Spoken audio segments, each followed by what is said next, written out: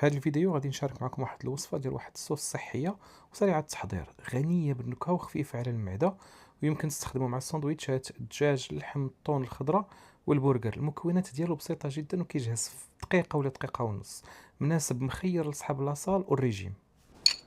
على بركة الله.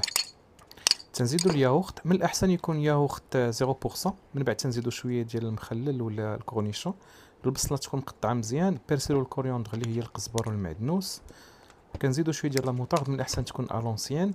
تنزيدو شويه ديال جو دو سيترون ولا العصير ديال الحامض. كنديرو شويه ديال الملحه، البزار، البابريكا، وشويه ديال الثومه والطباسكو ولا الهريسه. كنديروه في الخبز. من بعد تنزيدو واحد جوج طبقات ديال الكفته ولا ديال اي حاجه عندكم، ما عندكش المشكل. شويه ديال الكورنيشون. كنديروا واحد الخبز عاوتاني تنديروه في لاصوص. من بعد غادي نزيدو شويه ديال المطيشه، وتقدروا تستعملوه مع اي حاجه بغيتو نتوما، يعني تيبقى هذاك ليبر، انت حر. كيجي مع السندويتشات مخيرين ومزيان بزاف لصحاب الريجيم وصحاب لاصال.